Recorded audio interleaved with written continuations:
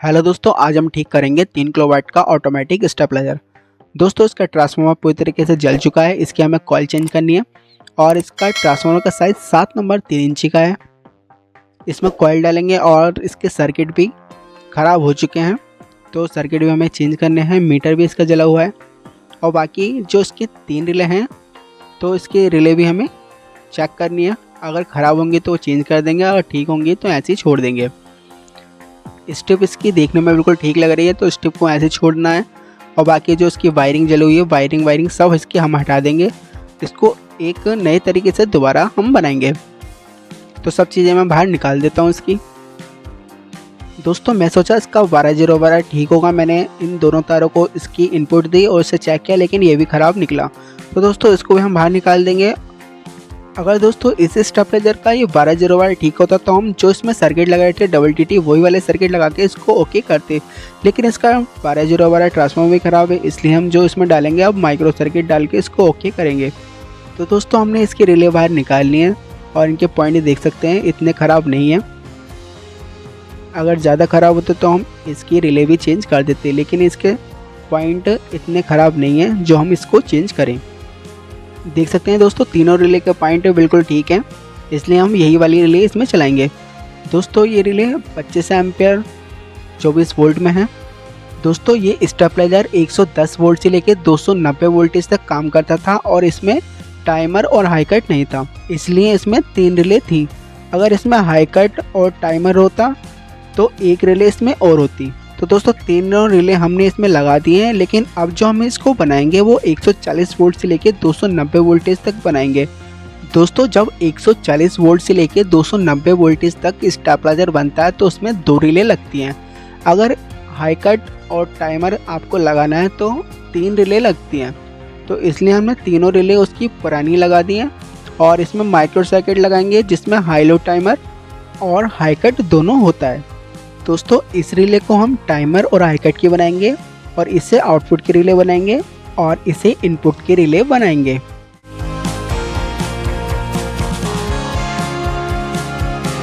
दोस्तों, ये ट्रांसफार्मर तैयार हो रहा है। ये आईपी इसमें डाली जा रही हैं। जैसे ये तैयार हो जाएगा वैसे हम इसको स्टेबलाइजर में रखकर इसकी वायरिंग करेंगे। इतने हम दोस्तों इन रिले की वायरिंग कर लेते हैं। तो दोस्तों, मैंने इनपुट और आउटपुट की वायर बाहर निकाल दी है। ये रिले हमने इनपुट की बनाई है, तो इनपुट जो फेस दिया जाएगा वो इस रिले को दिया जाएगा। तो दोस्तों, देख सकते हैं 2.5 mm की हमने इसमें वायर लगाई है और एक वायर आउटपुट की इस रिले पर से हमने बाहर निकाल ली है। दोस्तों, अब रिले को ऑपरेट करने के लिए रिलो की वायरिंग कर लेते हैं। तो एक वायर को हमें लेना है और इन तीनों रिलो के एक एक पॉइंट से हमें कॉमन करके सर्किट के लिए वायर को उठा लेना है और उसके बाद तीनों रिले के जो एक एक पॉइंट बचे हुए हैं वहां से हमें एक एक वायर को उठाना है। दोस्तों, पहले ट्रांसफार्मर को रख लेते हैं, उसके बाद हम वायरिंग करेंगे। तो देख सकते हैं दोस्तों, ट्रांसफार्मर तैयार हो चुका है, बस इसमें क्लैंप लगने बाकी रह गए हैं।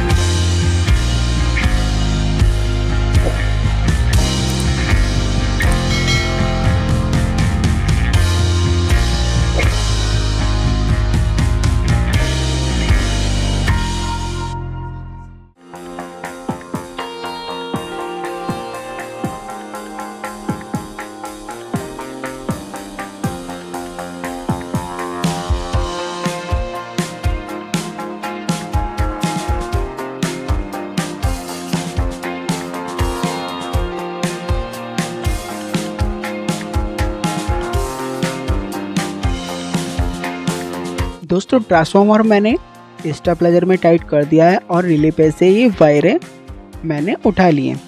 ये टाइमर के रिले हैं जिस पे से मैंने ये ब्लू कलर की वायर उठाई है, और ये आउटपुट के रिले है, इस पे से मैंने येलो कलर की वायर उठाई है, और इनपुट के रिले से मैंने रेड कलर की वायर को उठाया है और ब्लैक कलर से तीनों रिले को कॉमन कर दिया है। दोस्तों 140 वोल्ट से लेकर 290 वोल्टेज तक काम करने वाले ट्रांसफार्मर में 4 टेपिंग होती हैं। एक टेपिंग जो होती है वो न्यूट्रल की होती है और बाकी जो 3 टेपिंग होती है वो रिले पर लगती हैं। तो दोस्तों देख सकते हैं इसमें ये पहली टेपिंग है और ये दूसरी टेपिंग है और ये तीसरी टेपिंग है।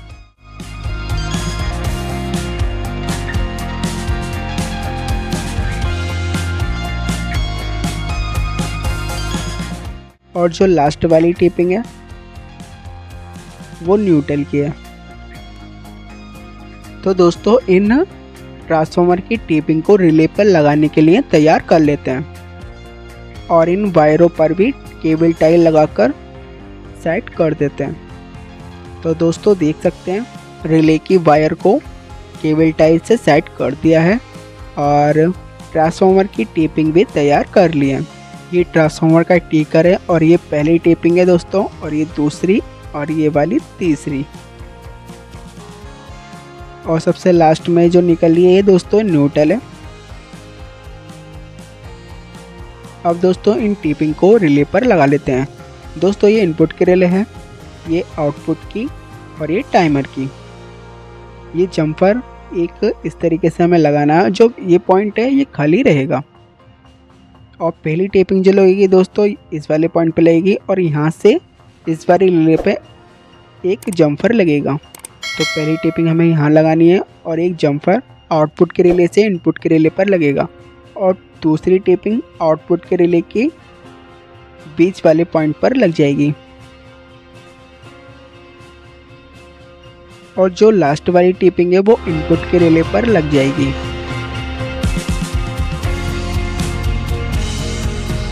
इन टेपिंग को मैं रिले पर लगा देता हूँ। दोस्तों ट्रांसफार्मर की टेपिंग रिलों पर लग चुकी है। ये दोस्तों पहली टेपिंग है और उसके साथ जो जम्पर लगा है वो इनपुट के रिले के बीच वाले पॉइंट पर लगा है और आउटपुट के रिले के बीच वाले पॉइंट पर दूसरी टेपिंग लगी है और तीसरी वाली टेपिंग इनपुट के रिले पर लगी है। और ये दोस्तों न्यूट्रल है। न्यूट्रल हमने स्टिप में को कस दिया है और वहीं से हमने न्यूट्रल पर से एक येलो कलर की वायर उठाई है जो कि मीटर पर लग जाएगी।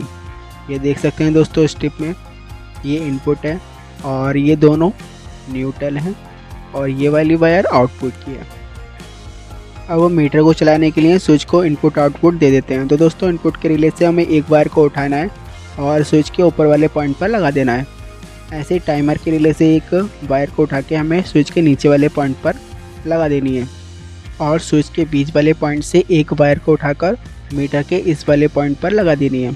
अब दोस्तों स्विच को ऊपर दबाएंगे तो मीटर इनपुट के वोल्टेज दिखाएगा और स्विच को नीचे दबाएंगे तो मीटर आउटपुट के वोल्टेज दिखाएगा।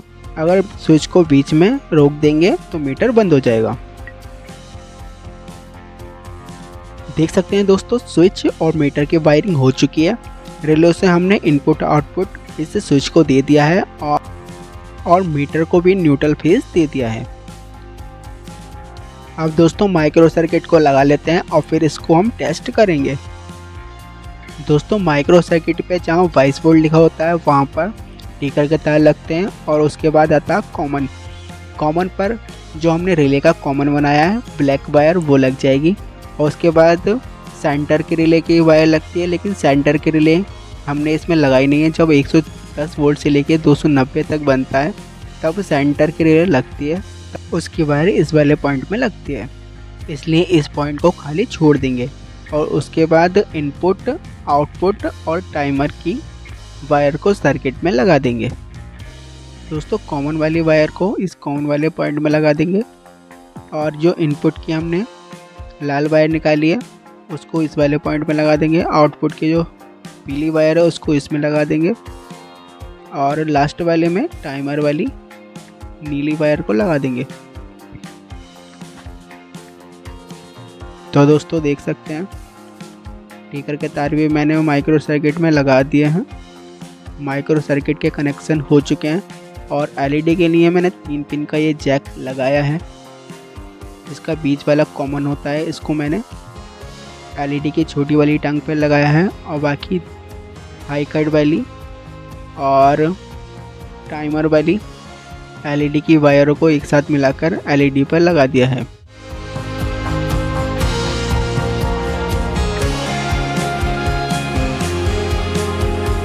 अब दोस्तों इनपुट आउटपुट कस लेते हैं इसमें और इसको टेस्ट करते हैं। दोस्तों ये प्रीसेट टाइमर का होता है। इस प्रीसेट को घुमाकर अपने अनुसार टाइमर को बड़ा घटा सकते हैं और ये वाला प्रीसेट जो होता है सेट करने का होता है। इससे आप 250 वोल्टेज करके इस प्रीसेट को घुमाकर सेटिंग कर सकते हैं।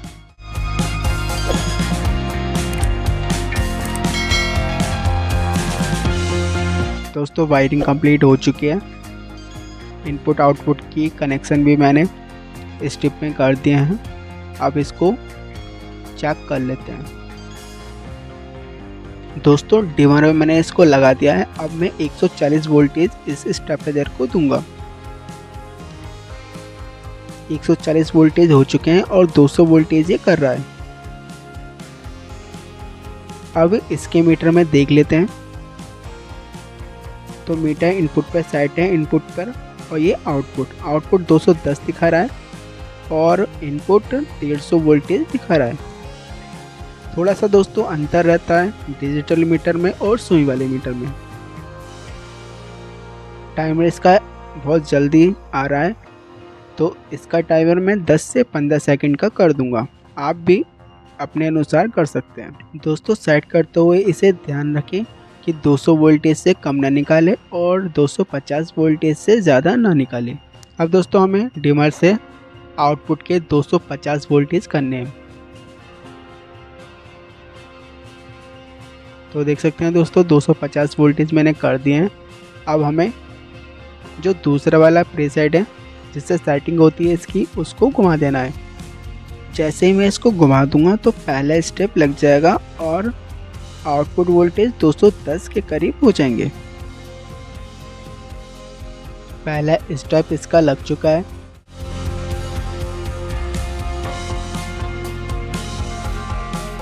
अब डिमर से बढ़ाएंगे तो बाकी स्टेप ऑटोमेटिक लगते रहेंगे। ये दूसरा स्टेप लग चुका है। अब तीसरा स्टेप आएगा इसका। ये तीसरा स्टेप भी लग चुका है। अब दोस्तों हाई कट हो जाएगा। तो देख सकते हैं दोस्तों हाई कट इसमें हो चुका है। आउटपुट बंद हो चुकी है। दोस्तों इस सर्किट को लगाकर आप 250 वोल्टेज करके प्रीसेट को घुमा दें, बाकी सेटिंग खुद ही हो जाती है। दोस्तों स्टेबलाइजर ठीक हो चुका है और ये आउटपुट जो वोल्टेज निकालता है 200 वोल्टेज से कम नहीं निकालता और 250 वोल्टेज से ज़्यादा आउटपुट नहीं देता। एक बार फिर देख लीजिए दोस्तों, ये प्रीसेट है वो जिससे इसको सेट किया जाता है। एक बार इसकी सेटिंग मैं आपको डिजिटल मीटर में भी दिखा देता हूँ। मैं डिमर से वोल्टेज बढ़ाऊंगा, आप देखते रहना।